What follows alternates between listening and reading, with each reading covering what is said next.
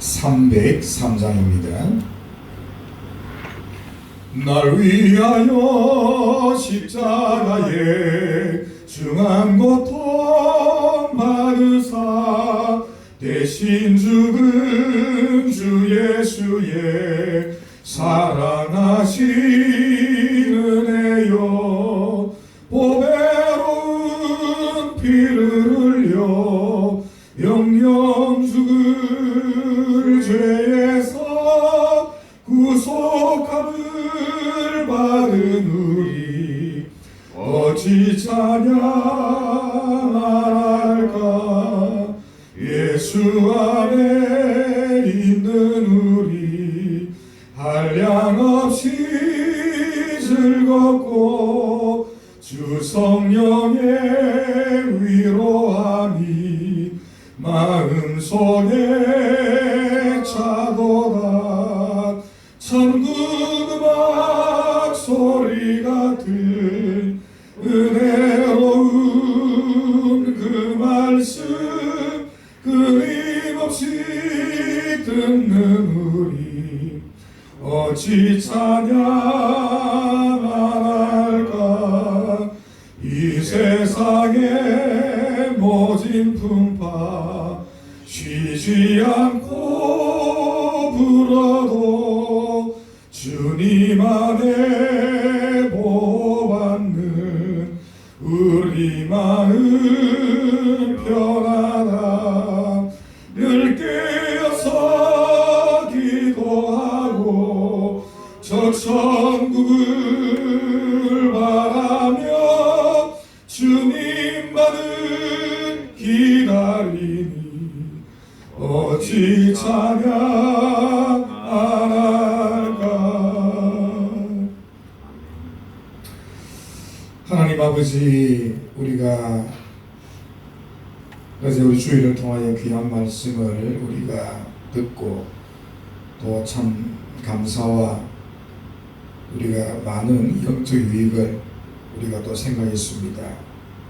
우리가 구약의 레위 기법대로 한다면 죄인인 우리가 우리의 허물과 죄를 위하여 이것을 해결하기 위하여 우리가 화목해하는 제물을 사실은 나 자신을 주님 앞에 던지고 우리 자신을 죽여야 했음에도 불구하고 하나님이 우리를 사랑하셔서 화목해하는 제물을 받아야만 했던 하나님이 죄인을 위하여 그것도 가장 소중한 당신의 독생자 예수 그리스도를 오히려 우리를 위해 화목해하는 제물로 주셨다는 사실을 우리가 듣고 사실은 깜짝 놀랐습니다.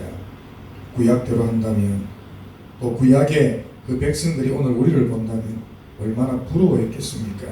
그들은 평생을 죄로 인하여 소나 양을 잡고 죽여야 했습니다만 우리는 그것도 단번에 우리 자신이 아니라 하나님이 그 아들 예수님을 그렇게 하심으로 인하여 우리의 과거와 현재와 심지어는 미래의 죄까지 다 용서받은 축복의 백성이 되어졌으니 얼마나 감사한지. 날마다 날 위하여 이 은혜를 베푸신 하나님과 주 예수 그리스도와 우리가 성령의 은총을 노래하며 찬송하며 살아갈 수 있도록 도와주시기를 간절히 기도합니다. 이 말할 수 없는 그것도 선물로 받은 이 구속의 사랑 우리가 항상 잊지 않게 하시고 우리의 남은 생에는 그리스도와 복음을 위해 또 하나님의 사랑을 우리가 전달하는 축복의 통로로 우리가 서게 하옵소서. 이 한 주간도 그런 믿음으로 나아가게 하시고 그러한 삶으로 하나님을 기쁘시게 하는 우리 남포교회와 모든 성도들이 되어지게 하시고 이 새벽도 주님이 깨워 우리를 이곳으로 부른 줄 믿습니다. 말씀으로 우리 자신을 삼가 돌아보게 하시고 또 기도를 통하여 아버지의 뜻을 힘있게 구하고 우리의 개인의 간구를 또 우리가 기도해야 될 많은 기도의 제목들을 주님 앞에 도구하는 복된 새벽이 되어지게 하옵소서. 예수님 이름으로 기도합니다. 아멘.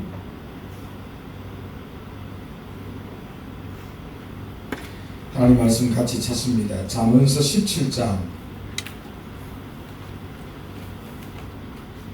9절에서 14절까지 말씀 한 절씩 교독하여 읽겠습니다. 구약성경 929페이지입니다. 잠언서 17장 9절에서 14절까지 읽고 오늘은 11절 말씀 중심으로 생각해 보겠습니다. 허물을 덮어주는 자는 사랑을 구하는 자요, 그것을 거듭 말하는 자는 친한 벗을 이간하는 자니라. 한마디 말로 총명한 자에게 충고하는 것이 매 백대로 미련한 자를 때리는 것보다 더 깊이 박히느니라. 악한 자는 반역만 힘쓰나니 그러므로 그에게 잔인한 사자가 보냄을 받으리라. 차라리 새끼 빼앗긴 안공을 만날지언정 미련한 일을 행하는 미련한 자를 만나지 말 것이니라.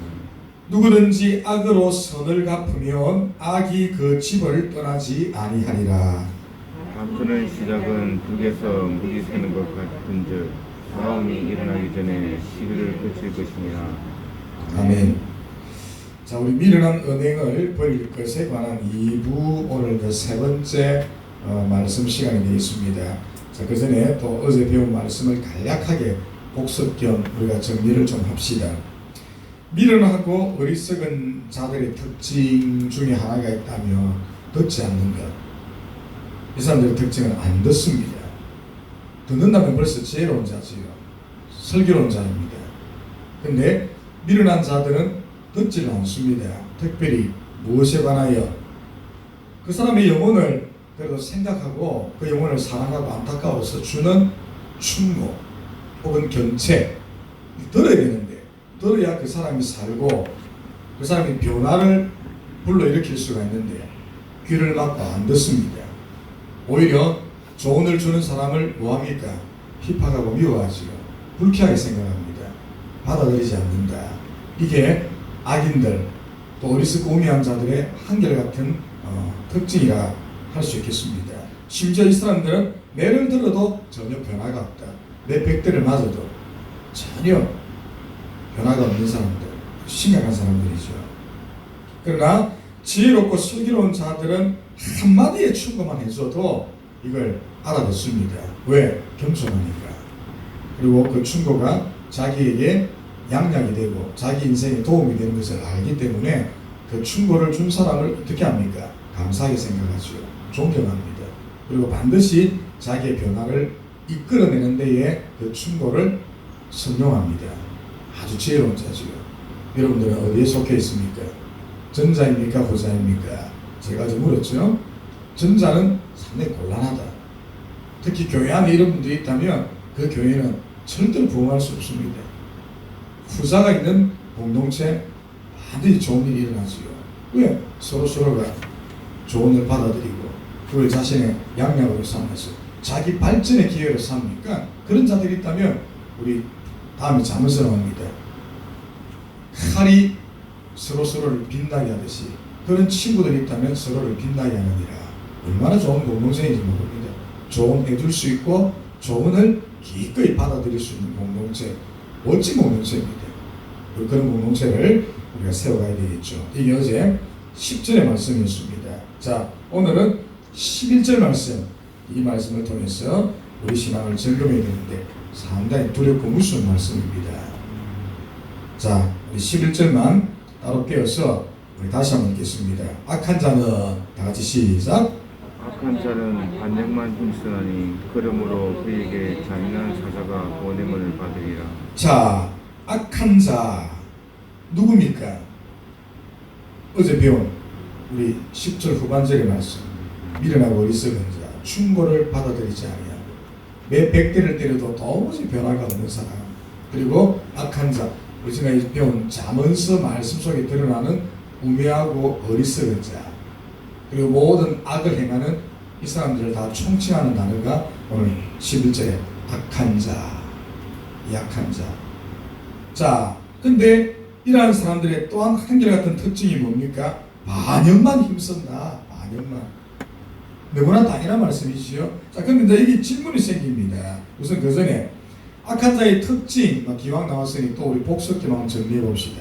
지금까지 우리 잠언서를 배우면서 어리석고 우매한 자 혹은 악한 자 이런 여러 종류의 이름으로 이 사람들을 우리가 살폈는데 이들의 특징이 뭐였습니까? 딱 세 가지가 나타났었죠. 하나님을 경외하지 않는다. 말씀을 배척하고 싫어하고 말씀을 떠난 사람들. 세 번째는 이웃을 사랑하지 않는 사람들. 이 부류였습니다. 항상 그 패턴이 반복됐습니다. 여호와를 경외하지 않는 자. 그러니까 당연히 따라오는 것은 여호와의 말씀을 좋아할 리가 없지요. 하나님을 경외하지 않으니까 말씀을 배척하고 말씀을 싫어하는 사람들. 그리고 그러니까 말씀을 모르니까 당연히 이웃을 사랑하지 않습니다. 자기의 사역을 위해서는 이웃을 마음대로 이용하고 이웃의 생명조차도 귀하게 여기지 않는 사람들. 성경은 잠언서는 특히 이러한 자들을 두고 악인이다. 그러니 한번 보십시오. 이 모든 일이 반역이 됩니다. 반역. 자, 근데 이제 중요한 질문이 생기죠. 누구에게 반역하는 것입니까? 어려운 답은 아니죠. 이스라엘 사회가 일전에 제가 말씀드렸습니다. 신정국가. 하나님이 통치하는데 직접 통치하지 않고 하나님의 대리자를 세워서 통치한다 그랬죠. 이런 나라를 신정국가라고 했습니다. 그래서 특별히 기름 부은 종들이 필요하지요. 하나님이 통치하시되 사람을 대신하여 세워 통치하니까 기름 부은 자가 필요합니다. 그래서 왕이 필요하고 제사장이 필요했고 선지자가 필요했습니다. 그런데 오늘 이 사람, 이 악인은 반응만 힘쓴다. 그러니 문자적으로 해석하면 누구에게 반응하는 것입니까?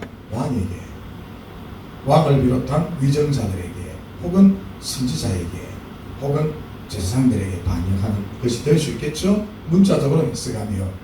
근데 이걸 좀 더 넓은 의미로 해석해 본다면 결국 왕이든 제사장이든 선지자든 기름 부은 종들에게 반응하는 것은 일전에 제가 우리 베델의 앙콘 공유하게 했습니다. 결국 그걸 거슬러 올라가면 누구에게 반응하는 것이 됩니까? 가장 위에 계신 하나님을 향한 반응이 되죠. 해석이 어려움이 없습니다. 왕이든 제사장이든 선지자든 그 궁극적으로 그 권위를 거슬러 올라가면 하나님에 대한 반응이 결국은 여러분 된다는 것이죠. 그러나 문맥상으로 따지면 1번도 맞고 2번도 맞아요. 틀린 것은 없습니다. 그러나 근원적으로 올라가면 결국은 하나님을 반응하는 것이 되고 말씀에 반응하는 것이 된다. 그렇게 이제 우리가 해석해 볼 수 있겠죠. 그래서 그 하나님이라고 보는 것이 사실은 가장 적확한 그런 해석이 되겠다. 그러니 이 미련하고 어리석음을 떠난 이 악인들이 행하는 모든 언행은 사실 하나님 나라에 도무지 도움이 되지 않는다. 그렇게 봐야 되겠죠. 하나님의 뜻에 위배되고 말씀에 위배되고 성경으로부터 떠나 있고 그러니까 하나님에 대한 반응이 된다. 행하는 모든 일들이 하나님 나라에 전혀 쓸모가 없고 가치가 없고 도움이 안 됩니다. 우리 교회 생활을 하는 분들을 보면 불행한 일이지만 이런 분들을 만나는 것이 어렵지 않아요. 주로 어떤 사람입니까? 자기 열심으로 일하는 사람. 자기는 막 열심히 하는데 나중에 이게 전부 다 문제가 되어지고 무리를 일으키고 하나님 도움이 안 돼. 이걸 수습한다고 목사들이 막 바쁠 때가 있어요. 그런 분들이 있습니다. 또 자기는 옳은 일을 한다고 합니다만은 이분들은 늘 세상과 이 세상 일에 그런 사고 중심으로 살아가다 보니까 세상적인 방법으로 막 교회 가져와서 일을 하는 분들도 있어요. 꼭 문제가 발생해서 이걸 정리한다고 교회가 시험이 들기도 하고 바깥 세상을 말할 것도 없고 교회 안에도 실제 이런 분들이 있을 수가 있습니다. 무리를 일으키고 따지고 보면 하나님에 대하여 반역을 일으키는 사람들, 심지어는 대놓고 그렇게 하는 경우도 있습니다. 지금 이게 말씀이 세상 사람들에게 준 게 아니잖아요. 구약의 교회 성도들에게 준 말씀입니다. 그런 분들이 많이 있었죠. 실제 고라와 다단의 반역 같은 경우도 같은 맥락 아닙니까? 심지어는 아론과 모세의 누나 미리암의 그 모세를 향한 어떤 대적도 같은 의미로 볼 수 있고 하나님 나라에 특별히 우리 아간의 범죄 같은 경우는 가장 적확한 말씀이 될 수가 있지요. 하나님 나라에 도움이 안 되고 오히려 주님의 일을 방해하고 막아서기도 하고 다 자기 열심이었잖아요. 성도들이 이게 무슨 반역이라고 생각했다면 안 했겠지요? 그까지 못 미친 거예요. 그 외에도 얼마나 많은 예들이 구약교회 속에 실제 이 말씀을 적용시킬 만한 사건들이 어마어마하게 있어요. 아담과 하와는 어떻습니까? 하나님 반역했지요. 똑같습니다. 창세로부터 요한계시록에 이르기까지 이 이야기들은 숱하게 성경에 나타나고 있어요. 그러니 오늘도 이 말씀을 두려움으로 받아야 합니다. 악인은 반역만 힘쓰나니 우리가 부지 중에 그렇게 될 수 있어요. 그래서 항상 제가 우리 잠언서 말씀을 여러분들한테 나누면서 적에 썼던 단어 중에 하나가 분별력, 이걸 가져야 됩니다. 나는 주의 나라 일을 하고 나는 열심히 봉사하는 것 같은데 이 돌아서고 보면 반역이 될 수 있어요. 분별력이 없으면 그냥 내 열정과 내 열심으로 가다 보면 주님 나라에 오히려 해악을 끼치고 도무지 하나님 나라에 도움이 되지 않는 그런 일들을 우리가 은연중에 혹은 부지불식간에 행할 수 있다는 것, 이걸 여러분 반드시 기억해야 합니다. 그래서 항상 분별력을 가져라.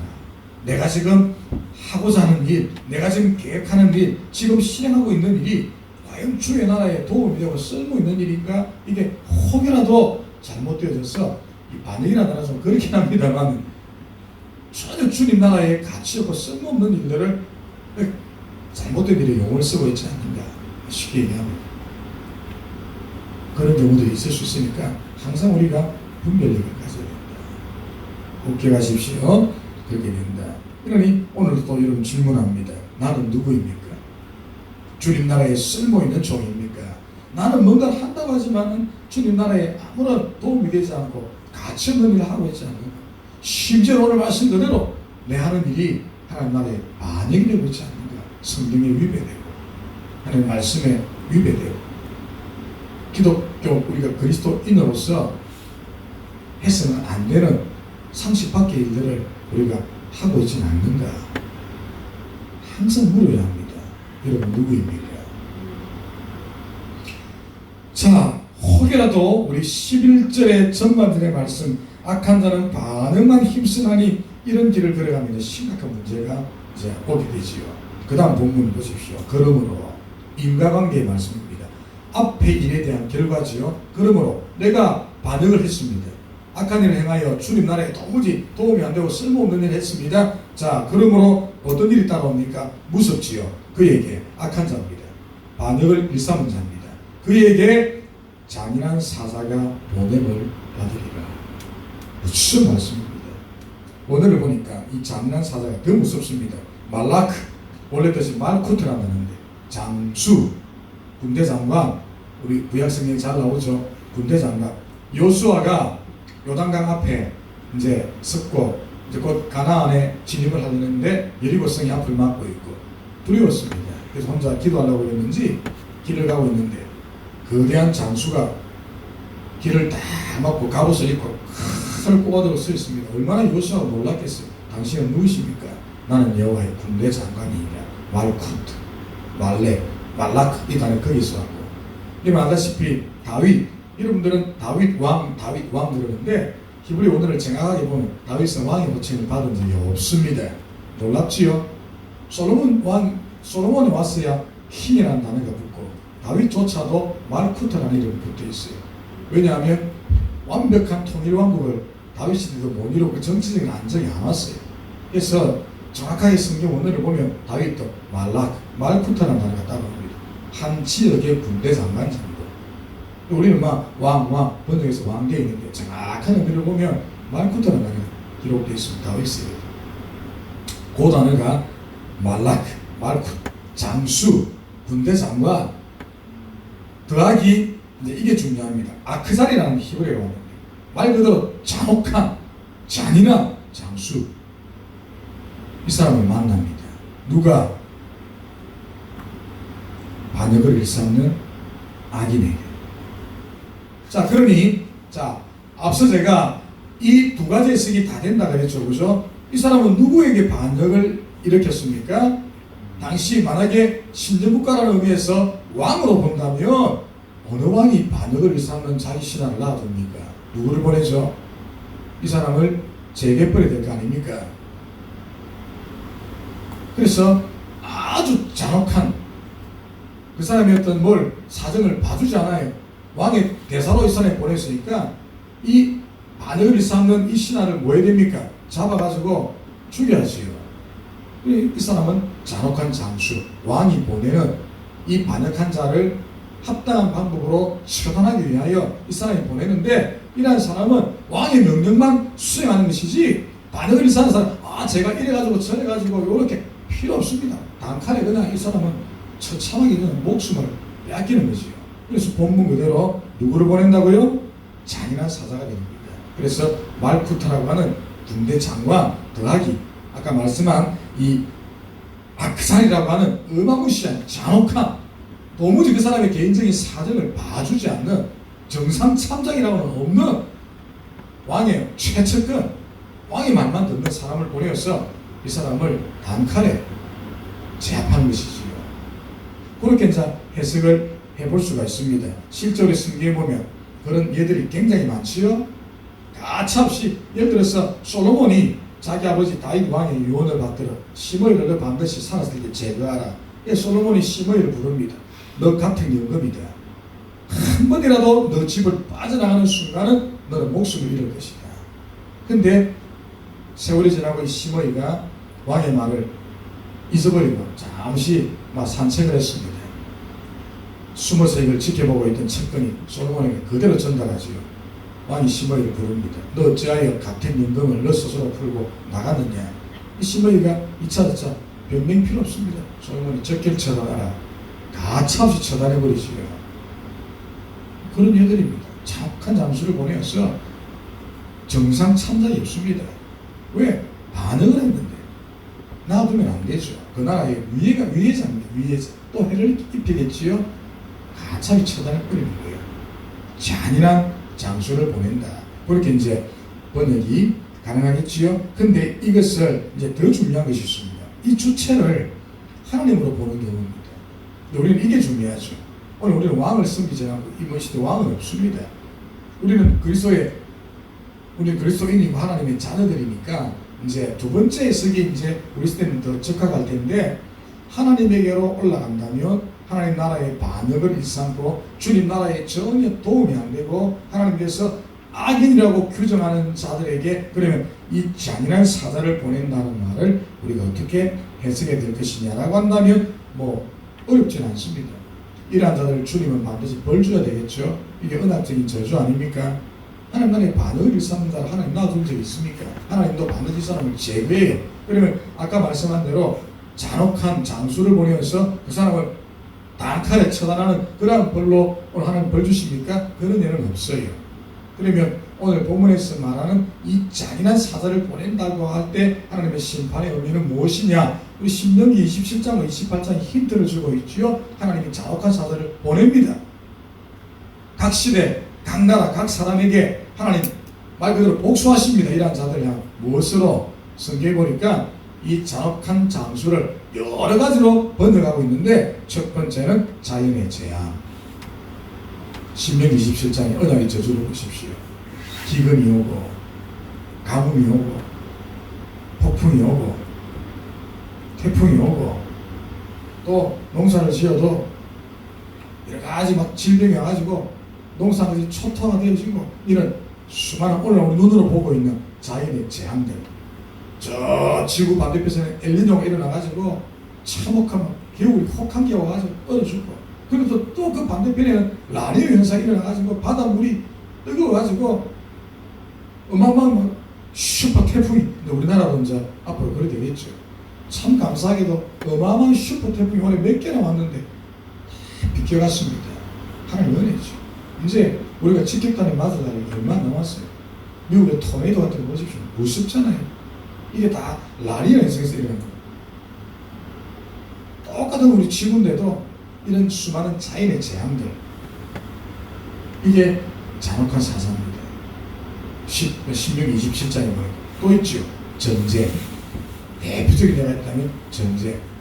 전쟁으로 자기 아들들이 포로 끌려가거나 죽임을 당하고, 부녀자들이 말할 수 없는 어려움을 당하고, 집이 불타고 토지가 빼앗기고 수년부터 수십 년의 세월을 노예가 되어지고 잔혹한 폭정을 겪게 되어지고 잔혹한 사자입니다. 또 하나가 있지요. 성경에 보니까 질병이 찾아옵니다. 무서운 질병. 우리가 지금 경험하고 있는 코로나도 그런 것은 아닐까. 우리가 생각해 봐야 됩니다. 내가 주님 뜻대로 살지 못하고 우리 교회가 바르게 서지 못하고 지금까지 세속화에 물들고 인본주의로 흘러가니까 이 지구촌의 교회를 하나님이 심판하기 위해 흔들어 보는 것은 아닌가. 충분히 생각해 볼 만한 여러 가지 상황이 되지요. 지금 이런 질병들 듣도 보도 못한 최근에 우리가 보십시다. 거의 3, 4년 간격으로 메르스가 왔고 신종플루가 왔고 또 뭐 이상한 질병이 오고 이제 코로나가 오고 앞으로 더 하겠지요. 이 간격이 좁아지고 있어요. 사람의 힘으로 통제가 안 되는 무서운 질병들, 전염병들. 올 겨울에 지금 경고하고 있던데 독감 주사 많이 맞아서 될 것 같아요. 더 무서운 코로나보다 무서운 독감이 온다고 지금 경고하고 있지요. 코로나는 늘 쭉 잡혀가는데 실제 우리가 매해 보면 이게 통계로 안 드러날 뿐이지 겨울에 여러분 독감과 그 후유증이 폐렴 이런 것들로 죽는 사람이 더 많습니다. 감기 환자로 죽는 사람이 사실은 더 많아요. 다 이렇게 생각하고 통계가 안 나와서 그렇지. 1년에 몇천 명이 죽어요. 우리나라도 마찬가지입니다. 이 통계 안 나와서 그래요. 미국 같은 사회는요 몇십만 명 죽어요. 독감으로, 감기로. 통계로 안 나왔을 뿐이지. 코로나를 두려워할 게 아니에요 사실은. 이걸 1년 통계 내면 더 많아요. 근데 우리가 간과하고 잊어버리니까 막 무시하는 것이죠. 이런 시대가 지금 우리 앞에 펼쳐져 있잖아요. 질병. 그 다음에 네 번째 상황이 이제 좀 특별한 경우인데 진짜 하나님이 죽음의 천사를 보냅니다. 심판의 천사들을 보내는데 그 의미를 보니까 이 단어가 똑같아요. 하나님의 죽음의 군대장과 잔혹한 심판자. 대표적인 예가 뭐였죠?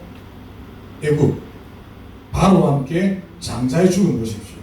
죽음의 천사가 이 천사는 뭐 봐주는 게 없어요. 정상 참적이 없습니다. 오직 피가 있었느냐 없었느냐. 단순히 그거에 그가 받은 하나님의 명령은 어느 집이든 문서주에 피가 발려있으면 넘어가는 거고 피가 없으면 이 사람이 과거에 어떤 삶을 살았고 지금 누구인가 관심 없어요. 오직 피가 있느냐 없느냐 없으면 가차 없습니다. 다 죽여버리죠.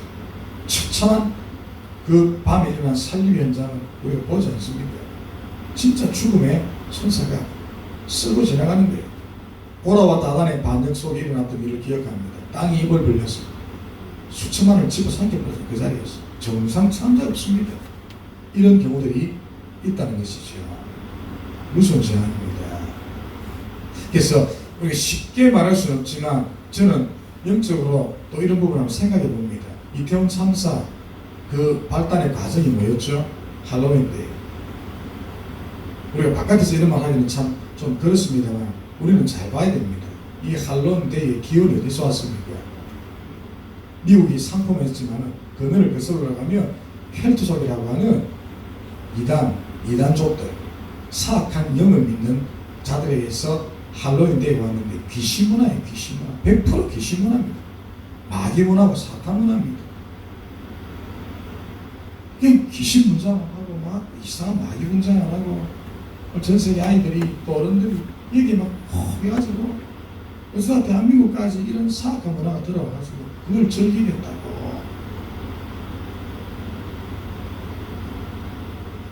우리나라 같은 경우는 지금 그래도 기독교가 많이 융성하고 엄청난 세계 역사 유래를 찾아볼 수 없을 만큼 교회가 엄청나게 급성장을 했고 지금 대한민국이 선교 강국입니다.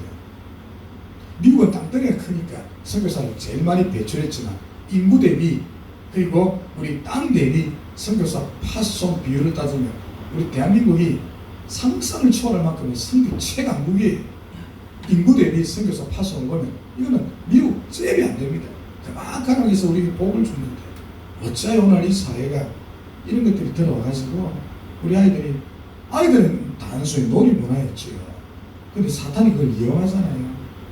오늘날 사탄이 대중문화를 선택하여 영화, 음악, 온갖 장르의 이 문화 속에 사탄이 침투하여 우리 사람의 영혼을 황폐화시킵니다. 그 중에 하나가 바로 이런 것들이지요. 주님이 경고하고 있는지도 모르겠어요. 무섭습니다. 교회가 급속히 부흥하는 만큼 한편에서는 이 사회가 급속히 타락해 가고 있어요. 이런 재앙들이 우리에게 온 이유가 무엇일까 고민해 봐야 됩니다. 그리고 이제 마지막 하나가 되어 있습니다. 아주 이건 이례적인 경우인데, 더 악한 악인으로부터 당신의 백성들을 고난을 받게 합니다. 대표적인 예가 바로가 이스라엘을 430년 동안 억제했던 사실이 대표적인 예고, 또 한 예를 든다면 바벨론 70년 포로 생활이 그럴 수가 있겠죠. 그런 예들이 있어요, 성경에. 또 아람과 북이스라엘의 남유다의 침공 같은 경우가 될 수 있겠고, 아수르의 이스라엘 침공 같은 예도 이런 예가 될 수 있겠죠. 우리가 이사야서 오래전 우리 봄에 특별 새벽에도 70일 하면서 살펴봤습니다. 다 이런 전쟁이, 이런 악한 자에 의한 하나님의 백성들의 고난이 어디서 왔습니까? 하나님의 교회가 악을 행하니까 심판의 무질갱이, 막대기를 내가 사용한다. 이사야서 돼 있어요. 그런 예들도 있을 수가 있다. 오늘 내가 그래서 고난 받을 때 그런 설교를 제가 많이 했습니다. 여기 나와야 돼. 분별력을 가지고 기도해봐야 돼. 왜 내가 까닭 없이 고난을 당합니까? 이유가 있겠죠. 이런 경우가 있을 수 있습니다. 나의 악에 대하여 주님이 경고하시는 사인일 수 있다. 찾아야지요. 잔혹한 사자가 올 수 있다는. 왜? 결론입니다. 반역은 하나님 나라와 하나님에게 죄가 되어지기 때문에 이러한 죄인들을 향한 언약의 저주는 심판입니다. 그럼 변개할 수 없어요. 심판입니다. 심판이 와야 되지요. 그래서 오늘 기도 제목 1번 기도하실 때에 반역의 행동이나 삶이 없기를. 나는 열심히 있고 나는 뭔가를 하는데 이 주님 나라에 도무지 쓸모 같고 하나님 나라에 반역을 일삼을 수 있습니다. 그런 일이 결코 없기를. 그래서 두 번째, 분별력을 갖게 하옵소서. 내가 행하는 말들과 행동들이 분별력이 있어서 과연 주님 나라에 쓸모가 있는가, 도움이 되는가, 해악을 끼치는가, 정확하게 문자도 반역이 되고 있지 않는가, 분별력을 갖게 하옵소서. 세 번째는 우리 순종을 통한 언약의 복을 받게 하십시오. 내가 말씀에 순종하고 주님께 순종하고 또 그리스도인으로서 마땅히 행할 일을 행하여 나와 내 후손들이 복을 받게 하옵소서. 기도하십시다. 그리고 어제 우리 전도 대상자들 명단을 제가 좀 봤는데 158명이더라고요. 일단은 그분들이 다 와야 새 목표를 채우는데 158명. 일단 기억하시고 저도 새벽에 기도합니다. 여러분들도 여러분이 써냈던 것 가지고 다 기도할 수는 없으니까 여러분이 써내신 분들의 영혼을 위해서 이 시간 기도하시고, 전체가 158명이었으니까 여러분들 이름 다 몰라도 주여 그 158명 영혼을 부디 기억하시고 우리에게 보내주십시오. 그 한마디 기도하면 되겠습니다. 기도하시고 우리 새 한 주도 이 말씀대로 믿음 안에서 내가 주님 나라의 유익한 성도가 되기를 원합니다. 좀 강구하시고 우리 자유롭게 집으로 돌아가시면 합니다. 기도합니다. 하나님, 우리가 행하는 모든 언행들이 순종을 통한 주님 나라의 복이 될지언정 하나님 나라에 도무지 쓸모 같고 심지어는 반역이 되어지는 행동들이 되지 않기를 원합니다. 이를 위하여 분별력이 있어야 되겠습니다. 내 하는 일들이 과연 주님 나라에 합당한지를 우리가 잘 살필 수 있는 영적 해안과 지혜를 주십시오. 어제 우리 전도 대상자를 써냈습니다. 이를 통하여 우리 교회가 무엇을 준비해야 될 것인지를 더욱더 확인하게 되어졌고 158명의 영혼 주님 우리 손에 붙여 주시옵소서. 그날 다른 일정이나 바쁜 일들이나 그 가정이나 개인에게 어려움이 없도록 하시고 좋은 환경, 좋은 일기, 좋은 날씨, 최적의 환경 주셔서 이분들이 다 와서 하나님 나라를 경험할 수 있도록 주여 은혜 내려주시기를 간절히 기도합니다.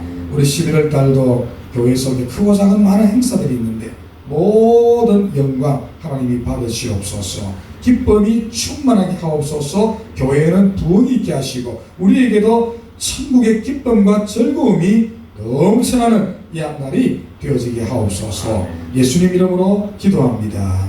아멘.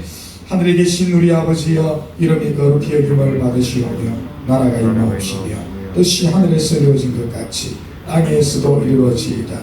오늘 우리에게 일용할 양식을 주옵시고 우리가 우리에게 죄 지은 자를 사하여 준 것 같이 우리 죄를 사하여 주옵시고 우리를 시험에 들게 하지 마옵시고 다만 악에서 구하옵소서.